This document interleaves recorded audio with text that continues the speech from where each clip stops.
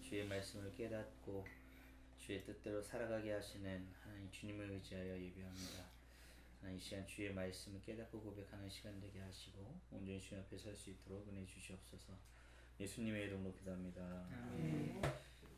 그가 나를 데리고 성전 문에 이르시니 성전의 앞면이 동쪽을 향하였는데 그 문지방 밑에서 물이 나와 동쪽으로 흐르다가 성전 오른쪽 제단 남쪽으로 흘러내리더라.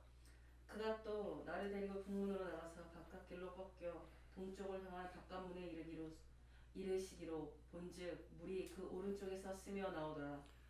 그 사람이 손에 줄을 잡고 동쪽으로 나아가며 천척을 측량한 후에 내게 그 물을 건너게 하시니 우리 발목에 오르더니 다시 천척을 측량하고 내게 물을 건너게 하시니 물이 무릎에 오르고 다시 천척을 측량하고 내게 물을 건너게 하시니 물이 허리에 오르고 다시 천척을 측량하시니 물이 내가 건너지 못할 강이 된지라. 그 물이 가득하여 헤엄칠 만한 물이요 사람이 등이 건너지 못할 강이더라. 그가 내게 이르시되 인자야 내가 이것을 보았느냐 하시고 나를 인도하여 강가로 돌아가게 하시기로. 내가 돌아가니 강 좌우편에 나무가 심이 많더라. 그가 내게 이르시되 이 물이 동쪽으로 향하여 흘러 아라바로 내려가서 바다에 이르리니 이 흘러내리는 물로 그 바다의 물이 되살아나리라. 이 강물이 이르는 곳마다 번성하는 모든 생물이 살고 또 고기가 심이 많으리니 이 물이 흘러 들어가므로 바닷물이 되살아나겠고 이 강에 이르는 각처의 모든 것이 살 것이며 또 이 강가에 어부가 설 것이니 엔게디에서부터 에네글라임까지 그물치는 곳이 될 것이라. 그 고기가 각기 종류를 따라 큰 바다의 고기같이 심이 많으려니와 그 진펄과 개펄은 되살아나지 못하고 소금 땅이 될 것이며 강 좌우 가에는 각종 먹을 과실나무가 자라서 그 잎이 시들지 아니하며 열매가 끊이지 아니하고 달마다 새 열매를 맺으리니 그 물이 성소를 통하여 나옴이라. 그 열매는 먹을만하고 그 잎사귀는 약재료가 되리라. 아멘. 오늘 말씀을 묵상하면서 생명의 강 그리고 성전에서 흘러나오는 그 생수의 강으로 모든 것을 되살리시고 회복시키는 하나님에 대해서 묵상하게 되었고요. 이스라엘과 또 이방 나라들을 심판하심으로 인해서 그분의 거룩하심을 드러내시는 하나님이시지만 또 그분으로부터 시작된 그 생명의 강이 모든 것을 회복시킬 것에 대한 소망을 또 말씀을 통해서 깨닫게 되었고요. 흘러내리는 물은 바다의 물까지도 되살렸고 또 이르는 각처에 있는 모든 것이 살아나는 것인데 우리에게도 부어주신 그 생명의 강이 우리 안에서 이렇게 댐처럼 막혀 있는 게 아니라 계속해서 흘러가는 모습을 좀 떠올리게 됐습니다. 생명수와 관련된 말씀을 묵상할 때마다 저희 이름의 뜻을 다시 좀 떠올리고 다짐하게 되는 게 있는데 제 이름 뜻이 지킬 숫자에 물 맑을 철자거든요. 맑은 물을 지켜야 되는 굉장히 자연환경 운동을 해야 될 것 같은 그런 이름인데 근데 예전에는 그러니까 막 중학교 고등학교 때 이름에 관심을 가질 때 이게 뭔 뜻인가 싶었는데 교회를 다니고 이 말씀을 묵상하면서 원래 이런 의도를 가지고 지어진 이름은 아닌 걸로 알고 있지만 그래도 그 생명수와 같은 그 맑음을 지켜내는 삶을 살고 싶다 이렇게 다짐했던 말씀이기도 해서 나에게 흘려주신 이 생명수가 계속해서 흘러가되 오염되지 않고 탁해지지 않고 계속해서 주신 그들의 맑음을 지켜내면서 전하는 자가 되게 하소서 이렇게 생각하게 됐고요. 그것을 통해서 나와 닿는 자마다 생명이 살아나는 일들을 경험하는 하루가 되기를 다짐하면서 적용하는 것으로 교회 청년부 형제들이 좀 생각이 났어요. 잠깐 말씀을 묵상하는데 좀 못 본 지 오래된 친구들도 있고 해서 또 안부를 묻고 사랑을 전하는 것으로 또 하루의 적용으로 다짐하였습니다. 이상입니다. 네, 제가 오늘 본문에서 묵상한 하나님의 모습은 단지 보여주시고 또 성전에서 물을 흘려보내시고 그것으로 강을 이루시는 분이다. 또 그 물을 통해 바닷물과 모든 것을 되살리시는 분이라고 묵상을 했습니다. 또 한 가지 조금 의아했던 것이 이 안에서 진펄과 개펄이 분명하게 되살아나지 못하고 아예 소금 땅처럼 죽은 것이 된다라는 게 그래서 많이 찾아보고 했는데 어쨌든 굉장히 위로가 많이 되는 말씀이었던 것 같습니다. 이렇게 하루하루 살아갈 때마다 또 어떤 전해지는 소식들을 볼 때마다 어떤 굉장히 절망하게 되는 현실인데 그럼에도 불구하고 하나님께서 분명히 회복시키실 것임을 약속하시고 또 그 하나님께서 회복하게 하실 것을 기대하게 하시기 때문에 오늘도 그 회복을 기대하며 살아갈 수 있을 것 같다라는 생각이 들었고요. 또 한 가지 진펄과 개펄 같은 자가 되지 않기를 그래서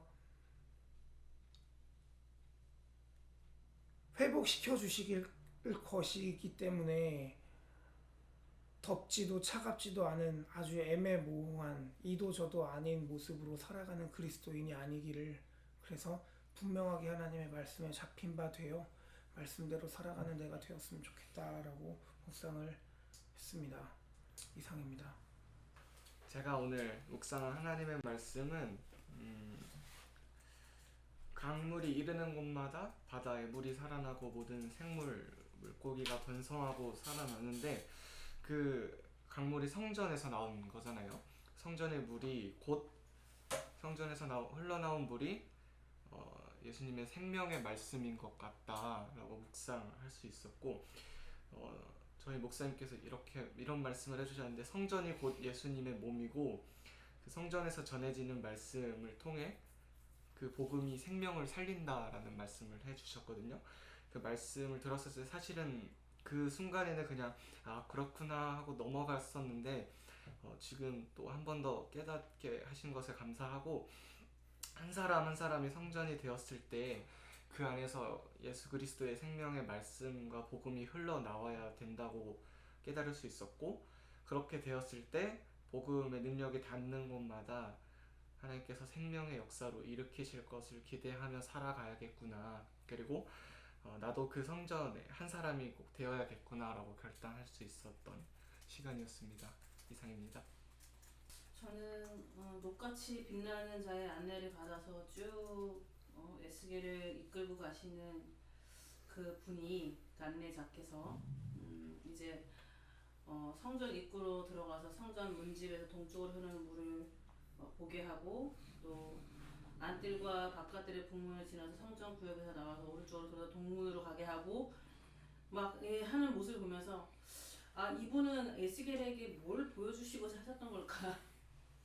근데 저는 오늘 말씀에 뭐에 꽂혔냐면, 인자야 내가 이것을 보느냐 하시고 나를 인도하여 강가로 들어가게 하심으로, 마치 이런 것 같았어요. 인도하시는 이 녹같이 빛나는 분께서 에스겔아 나 이렇게 할 거야, 나 이렇게 회복시킬 거야, 내가 너에게 보여주고 싶은 것은 이런 거야. 되게 이 모습이 어떤 모습인지 감히 상상할 수 없지만 내가 회복하고 싶은 것은 이런 거야, 내가 너에게 공유하는 거야, 내가 너에게 보여주고 싶은 거야 라고 하는 마음이 느껴졌었어요. 40장에서 쭉 보면서 40장에서 46장까지 핵심 단어가 담이잖아요. 그럼 47장 48절에서 핵심 단어는 물이라는 거죠. 가로막는 담과 가로질러 흐르는 물이 사실 되게 상반되는 말이잖아요. 근데 성전에는 이 두 가지 이미지가 다 있는 것 같아요. 통제하고 제한하고 가로막고 구분하는 것이 성전일 수도 있지만, 또 동시에 포용하고 흘러넘치고 스며들고 번지게 하는 것도 성전이다. 담만 강조하면 교회는 편협한 율법주의에 빠질 수밖에 없고, 물만 강조하면 방종에 빠질 수밖에 없는데, 이게 적절하게 같이 조화를 이루고 할 수 있는 게 뭐가 있을까? 지금의 교회의 모습이 이런 모습이 돼야 되지 않을까 라는 생각이 들었어요. 율법의 참 정신인 거룩을 강조해야 되지만, 또 다른 참 정신인 자유도 놓치지 않아야 되는 교회, 우리의 교회가 그런 교회가 되었으면 좋겠다는 생각이 들었습니다. 깨알같이 적었던 얘기가 있는데,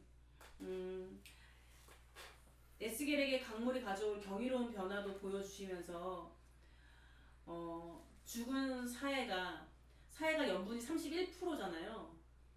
생물이 살 수가 없죠. 근데 여전히 그 사해는 회복되지 못하고 여전히 그냥 사람이 들어가면 둥둥 뜨는. 근데 하나님은 그 모든 것의 생동력을 회복하실 수 있는 분이시기도 하고 죽이실 수도 있는 분이라는 거죠. 내가 있는 교회는 생동력이 회복될 수 있는 교회인가? 죽은 영혼이 살아날 수 있는 교회인가? 나는 그것을 방치하고 방관하고 있지는 않는가? 좀 생각해 보게 되었습니다. 그냥 차고 넘쳐서 발목, 무릎, 허리, 온몸으로 숨 쉴 수 없는 정말 그 넘치는 하나님의 은혜가 내 안에 넘쳤으면 좋겠고, 우리 교회에, 우리 공동체에 넘쳤으면 좋겠다. 네, 그렇게 묵상했습니다. 네, 저는 회복의 주권자라는 주제로 묵상을 했고요. 성전에서부터 흘러나온 물이 성전을 적시고 그것이 닿는 곳마다 회복시키시는 역사에 대해서 말씀하고 있는데, 좀 관심이 가는 거는 단계별로 발목, 무릎, 허리 건너지 못할 그 수준에까지 그 물들을 흘러나게 하시는 하나님의 모습을 볼 수 있었고요. 또 하나는 하나님이 모든 닿는 곳마다 회복시키시지만 예외를 두신 구절이 11절에 진펄과 개펄의 모습들을 말씀하시더라고요. 생명수가 닿지 않은 것이 아니라 생명수가 닿았지만 회복되지 않은 곳, 그대로 소금 땅으로 남겨진 곳을 말하고 있어요. 하나님의 구원이 있지만 하나님의 구원은 하나님의 심판의 다른 모습이기도 하죠. 구원받는다라는 것 자체가 심판에서 건짐을 받는다라는 뜻이고, 그대로 내버려둠이 되는 것 자체가 심판이기 때문에 그래서 오늘 주제를 그냥 회복의 하나님이라고 말하기보다 회복의 주권자다라고 말하고 있고, 현대어 성경은 좀 재밌게 표현을 하고 있더라고요. 해변의 늪과 습지는 회복되지 못하고 소금의 원천으로 남게 될 것이다. 이해할 수 없는 구조죠. 에이, 닿는 것보다 다 회복돼야 되는 거 아니야? 하나님 믿으면 다 잘 믿어야 되는 거 아니야? 하나님 믿으면 상처들도 다 치유되어야 되는 거 아니야? 뭐 그렇지만 그 안에 하나님을 향한 하나님의 주권 되심을 손상시킬 수 있을까? 그렇지 않다라고 성경은 말하는 것 같았습니다. 성소로부터 흐르는 물은 닿는 모든 것을 살리십니다. 황폐하여 소망 없어진 곳이 살아날 방법은 성소의 물이 닿는 것이죠. 진리를 아는 것, 복음이 전해지는 것. 그래서 무엇을 하여야 함이 아니라 무엇이 이루어질 것을 알고 믿는 것이 더 중요한 것 같습니다. 구원을 고백한다면 그 저편에 있는 심판에 대해서 같이 고백할 수 있어야 될 것 같아요. 하지만 때로는 그러지 못한 곳이 있습니다. 진펄과 개펄 같은. 이 또한 하나님의 주권 안에 있음을 인정하고 하나님의 주권자 되심, 그래서 더욱 회복을, 더욱 살리심을 구하는 자세로 오늘 하루 살았으면 좋겠다 라는 생각을 하게 됩니다. 그래서 개인적인 적용으로는 회복의 때를 기대하고 그 소식을 전하게 하소서라는 것으로 적용을 하였는데, 온라인 예배 2달 정도 지난 상태에서 다시 모여서 예배하기를, 사회적 거리 두기를 안 하겠다는 것이 아니라 그 구조 안에서 잘 예배해보겠다라는 구조로 표현화되고 있는데, 다 약간씩 어색함도 있고 주저되어지는 부분도 있고, 나름대로 해오던 방식이 익숙해져서 뭐 이렇게 하면 되지라고 생각되어지는 부분도 있는 것 같아요. 하지만 물론 온라인으로도 충분히 그럴 수 있지만 하나님을 믿는 자들이 모여서 예배하는 그 즐거움과 기쁨이 회복되길 기대하는 마음으로 그것들을 나누고 함께하자라는 것으로 오늘 적용을 마쳤습니다. 기도하겠습니다. 어둠을 밝히는 빛 나 되기 원하네. 아버지여 나를 사용하소서. 주님이 찾으시는, 주님이 바라시는 예배자의 삶을